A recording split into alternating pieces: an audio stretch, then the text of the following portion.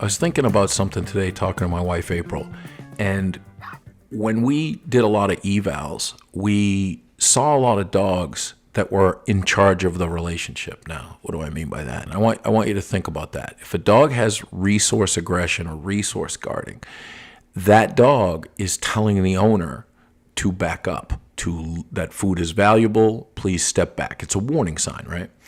If there's a lunge, it's usually, a couple steps forward and then they go back to the food. And what their message is you better not touch this. It's valuable to me.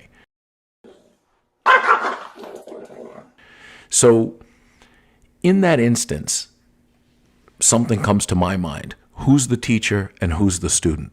If the dog is teaching you, then something's already gone wrong. So think about this. People have more obedience commands that they obey for the dog than the dog will ever obey for them, especially with purely positive training and e-collar training. They're two different sides of the spectrum. But if you look at purely positive training, what it does is it builds the dog into kingly status, right? It can, some dogs are okay, but most dogs are going to have problems. So when people would come in for an evaluation, and this is over, decades, I would look first to see who's the teacher and who's the student. If you have reliable obedience, not that you have to do it for the dog, but you say sit and the dog sits, and you say down and the dog downs, and you say stay and the dog stays, that's fine. There's nothing wrong with that. But if people come in and they say, oh, my dog does his obedience perfectly, I said, well, show me. And most of the time, and I mean most of the time, I'm going to be nice and not say all, but I can't think of one where it's been someone comes in with reliable obedience over the years. But it's much more of a, hey, well, I got to get his attention. He's distracted here. Well, if you're the teacher, the student should be focused on you. If you're the teacher, then you have the trust of the student. If you're the teacher, you should have respect. When I look at how people live with their dogs when they come to an evaluation, I'm always asking them very specific questions. So give me an obedience command your dog obeys first time, every time, 100% of the time, even under distraction. They will all say sit. Every one of them, sit. Yep, sit, sit, sit. Okay. Can you say sit to your dog? Yeah, he's not going to do it because there's other dogs around here and smells. I'm like, well, there's other dogs on the planet and there's other smells everywhere. So most people are fooling themselves into believing that they are the teacher, but they're not the teacher. The dog is the teacher. And how old is he? 3. And his name? Riley. Riley. So I'm just going to turn and look at him. Okay, that's all right. Sorry. No, that's all right. It's cookie jar, gone.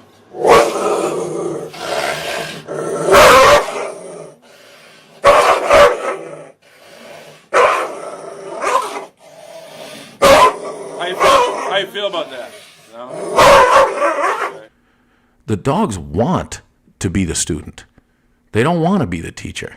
If you let them be the teacher, it's almost always fatal because that's when these bad problems start to develop. Now we take things like treat and retreat or redirecting with food, and no matter how a human wants to put that on their plate, that's teaching the dog the wrong thing. So if the dog's aggressive, I know I was at an agility trial recently, and this lady had a border collie, and everybody rewards with the toy. So the lady goes to pick up the toy, and the dog's like, and she goes, oh, my trainer said that if she doesn't want me to touch the toy, I have to back off. So she backs off. Think about that. You've built this toy to such value that when the dog doesn't want to run the agility course anymore, it takes it, goes to the corner of the field, puts its toy down underneath its paw, and growls at you if you come over to get it, and then you back off. Let's break it down here, not emotionally. Who gave the obedience command to stop touching the toy? The dog. Who obeyed it? The human. No matter how afraid you are, and I'm not telling you to go get it, I'm not telling you to go in there and grab the toy, I'm not telling you to discipline a dog. I'm just trying to tell you, from the dog's eye point of view, the dog is teaching you. And the dog used aggressive behavior to get that lesson across to you. May not have touched you, but still scared you. How can you teach something you're afraid of? Well, what people do nowadays is they find methods and systems that say, you know what, it's okay as a dog teacher to let the dog understand that it's going to opt out and you have to respect its wishes, or you have to get consent for vet care on your dog. Now, I'm a father of 3. I've never, ever asked my kids when we go to the doctor, can you give your consent to the doctor? Because I'm the dad. They don't know what they're there for. This has to be done. This is parenting. You are the teacher. That's important. So getting back to when I do evals, and people will tell you things, the words do not match up with what the dog's actions are, right? So this dog doesn't have any rules, correct? At your house? No, we're not rule heavy, no. There are some rules. What are the rules that he has? As far as like food. Give me a rule around food. Food from the table, he's not allowed to like. Does he try? He won't try to take any food off the table. Does he beg? He'll come over and sit next to you, but not like. Does anybody feed him? Or for him. Yeah, my wife. Then that's not a rule. Give me a rule. One rule. Right. So if you have no rules, the dog thinks it's his house. Whose house does your dog think your house is? He probably thinks his part is in ours. No, I think he thinks it's just. So if does he have an obedience command that he will obey for you? So obey means you say it, he does it. You don't have to get up. You don't have to snap. You just say sit. He sits. Down. Usually when I say sit, he'll sit. Okay. And especially if I have a leash. Yeah. No. So that's not what I'm talking about. So that we got to understand from his point of view. Does he know what down is? No. Okay. So how old is he? 7. And he doesn't know what down is? No. Okay. So when did you first start seeing the aggressive behaviors? It wasn't immediately when we got him. It was maybe like starting like a year after that. How long have you had him? About 5 years. Okay. So he was like 2 or 3 when you got him? Yeah, he was like 2. Okay. And you didn't see anything that would give you any cause to see aggression or fearful behavior? Nothing immediate, no. Okay, so what was the first instance or the incident? I can't remember. It was just sort of kind of... All right, let's go the other side of that. What's the incident, wow, that made you come here? It's more an accumulation of numerous incidents. If I'm taking him out for a walk, I have to try to avoid people, because if someone comes at us, he'll go into a defensive kind of... Okay. Could you do me a favor without moving or anything? Just tell him to sit. Sit. Okay. Sit. Okay. So what does he want from you right now? Probably for me to pet him. I'm gonna show you what he wants. He's gonna look at you, and she just did. He's gonna paw you, and then he's gonna look at the door. He wants to get out of here? Yeah. He's telling you, monkey, open the door. So think about this. If you have an obedience command, your dog obeys. I mean, think about that. Okay.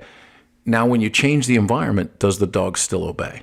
Okay. If you don't have food, if you don't have your e-collar, if you don't have your leash, I mean, that's what we're looking for, is the dog to be clear out in today's world that is very dangerous for a dog. So they always tell me they have obedience and they don't. And I say, okay, how does your dog let you know that it's got to go outside? I said, well, it goes to the door. I said, from the dog's eye point of view, what does that mean? It means they have to go out. Absolutely not. It means open the door, monkey. You have a thumb, and I don't.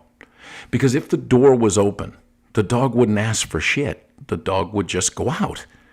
So people think of it in a way where they don't want their hardwood floors urinated or defecated on, or their Persian rugs or their furniture. And they start thinking about themselves in the way they teach the dog to understand them, and it's incorrect. So the dog goes to the door, you jump up, you go over and you twist the knob, or you pull the slider, or you pull the lever. The dog cannot do that without you. So who gave the obedience command to get the door open? The dog did. Who followed it? The human. When your dog comes to you for affection, you're just sitting there and the dog comes over and puts its ass on you. Or if you have a Great Dane, it will sit down in your lap. I call them lap dances. Dobermans put their heads on you. Rotties will put their heads on you. Pit Bulls will just full on go limp in your arms. They're telling you to pet them. Okay, I know you love giving your dog affection, and that's great. I'm not telling you not to. I'm saying from the dog's eye point of view, who gave the obedience command for affection? The dog did. Who followed it? The human did. Why? Because they have hands and fingers and they can reach places. So the dog figures that out real quick. But what does that do to the dog's mind in the relationship with someone who's supposed to be the teacher? You're very emotional. Yeah. And it's not good to own a dog if you're that emotional, because you're doing everything to make this dog happy, and you're doing everything to not make this dog uncomfortable. So this dog is a brat, and this dog says, hey, I'm going to kill you. I'm going to kill you. This dog owns your house. This dog runs your house. Can you give me a command that this dog obeys? And obeys means first time, every time. Okay. So is she housebroken? How does she let you know that she's got to go out? She sits in front of me and cries. And what do you do? And then I get up and take her out. Who gave the obedience command to get the door open? I guess she did. Who followed it? I did. Who gave the order? She did. How does she let you know? She whines. So she goes, ah, and you jump up. When your dog wants to play with a toy, does your dog come to you and drop the toy at your feet? If so, what do you do? Now, a lot of people will say, well, sometimes I throw it and sometimes I don't. That's the slot machine. The dog will come over and drop the ball, and you will pick it up and throw it. Who gave the obedience command to make the ball move? The dog. Who made it move? The human. So if you don't have any obedience that your dog obeys, and your dog has those 3 or 4 commands that you obey damn near 100% of the time, who's the teacher and who's the student? That's a tough one for people, because we now have things like opt out. We now have things like purely positive, or redirecting with food, or consent. These are not natural to the dog world. They're not natural. These are, I don't know, insanity, non-nature values that are being inflicted onto the dog. A lot of the times, dogs will mistake your kindness for weakness. And that's really hard to get people to understand. And then they start to bite. They think, I can tell humans what to do. Back off. Be reactive. There's no consequence for the reactivity in purely positive, so it will continue. You can convince yourself that by taking food, walking, medications, muzzling them, putting your sign on, that you're addressing the issue, but you're not. You're addressing the symptoms. So you're not the teacher anymore. You never were, really. You are the masseuse, the butler, the limo driver, the chef, the hairstylist, the therapist, anything but the leader to the dog. So who's the teacher and who's the student there? Because no matter what we say the dog is thinking, the actions of the dog speak louder than the words of the human.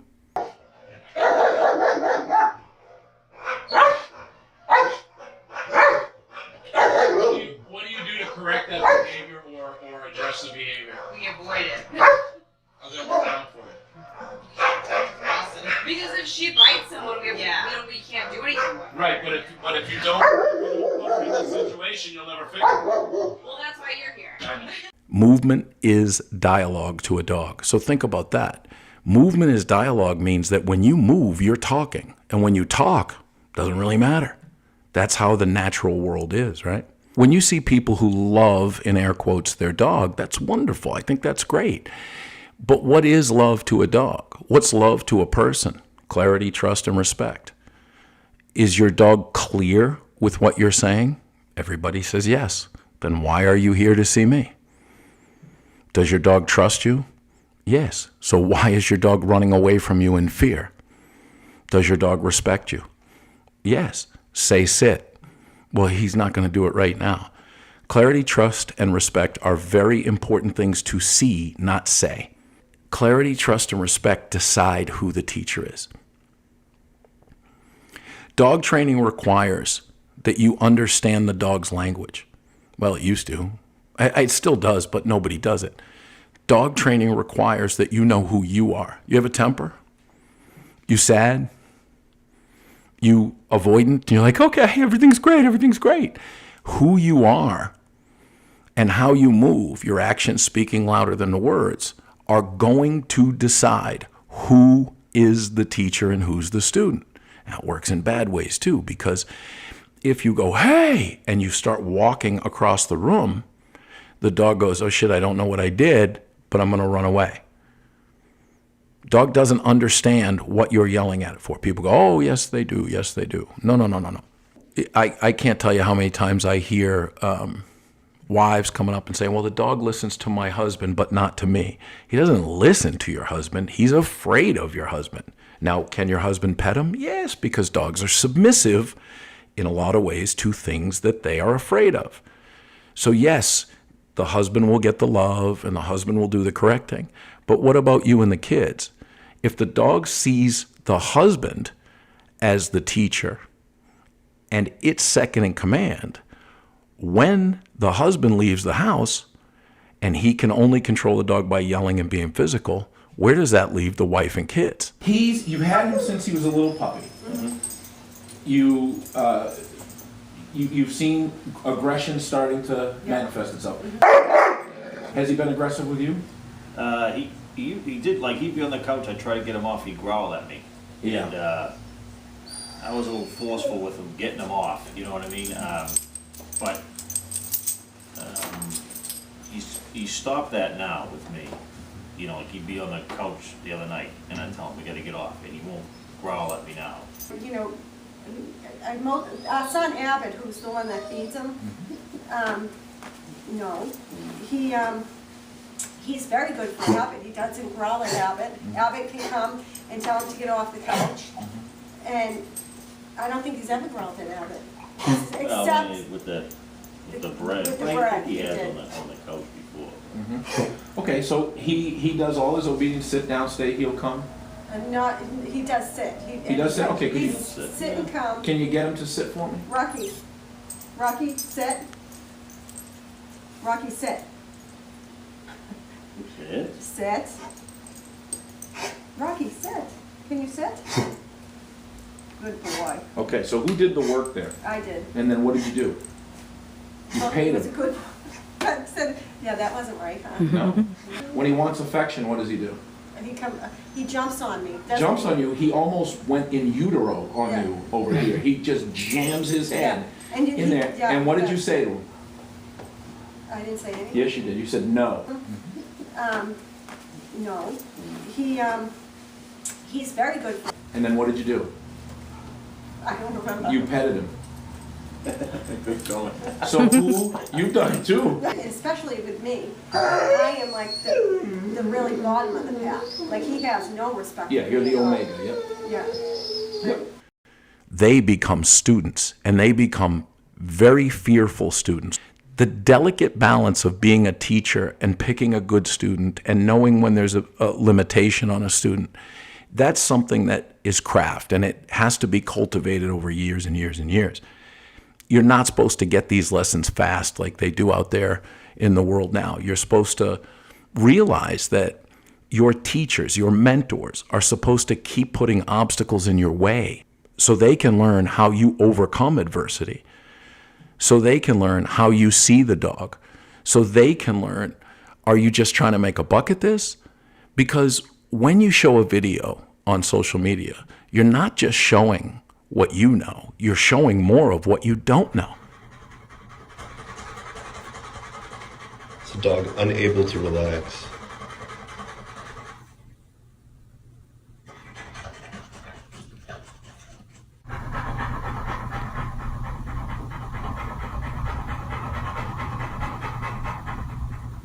So then does the prong and the e-collar. Good job. Okay. Place. Drop the leash, walk away. So it doesn't matter anymore because the genie's out of the bottle and people are just making money off dogs crazy left and right. But think about this. The first thing that has to be done when you get a dog is who's the teacher and who's the student. And that should be 80-20. 80-20. 80-20, I'm the teacher, 20% the dog's a teacher. You got to trust the dog, but you got to build that relationship first. And there are times where my dog teaches me something because I didn't see it, but that's not anywhere near. It's 8-2, you know? It's not anywhere near as much as the dog learns from me. I talk about a self versus service mindset. I can talk about that in the future, but really the whole goal of this is who's the teacher and who's the student. That's the whole idea. Who's the teacher and who's the student? When you use corrections, your student learns, I can trust you with your corrections. That means no. If you use food, that means I did something good. If you use praise, I did something good. But what we've done is taken the dog's interpretation of who's the teacher and who's the student out of it. And when you do that, you watch bite statistics go through the roof, breed-specific legislation. You watch all kinds of equipment bans and all these things that are happening because the relationship is off from Jump Street. I see.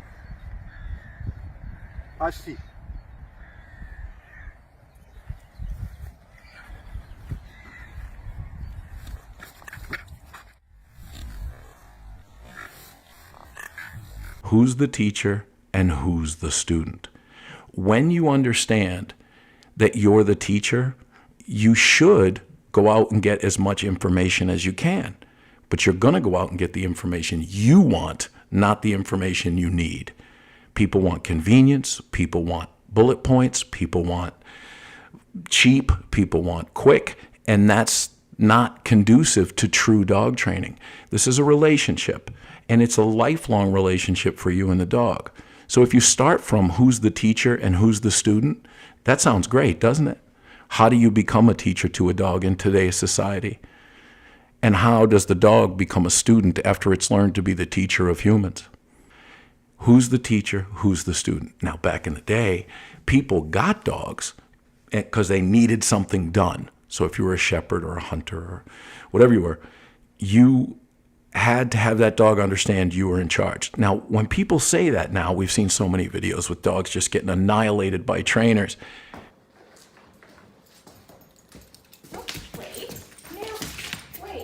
No! Sit. Wait. No.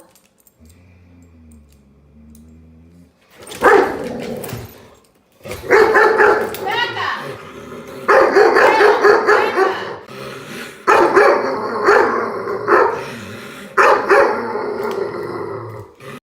People tend to go, oh, I don't want that. Well, yeah, I don't either. But I also don't want, 4 on the floor, treat and retreat. One's too aggressive, one's too submissive. I want you to think about this. Teaching technique or using equipment without understanding who the dog is a recipe for disaster. You should know who your student is, and then you slowly let them know who the teacher is.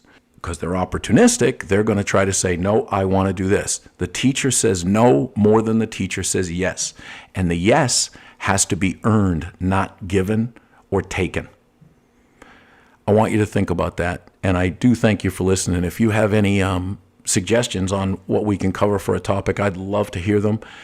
Check us out on Patreon. We have a great Patreon platform. And there's about 100 people over there. I don't want it super popular because popularity ruins everything. But we have a really good group of people over there. I put out 4 videos a month. It's very inexpensive. We have workshops and seminars coming up. We do a live on Patreon for students to have questions. And we really do want to encourage that teacher-student relationship. So there's one more important thing you should always remember when you're thinking about who's the teacher and who's the student.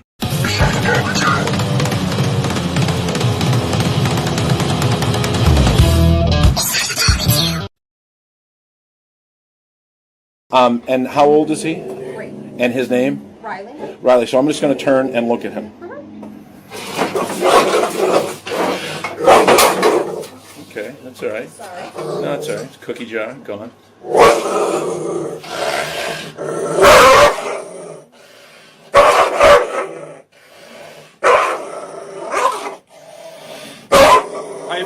How you feel about that? No? Okay.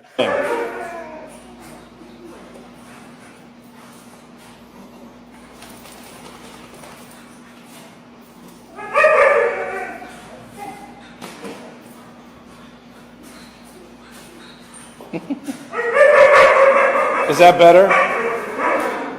How much better is that? A lot better. Why?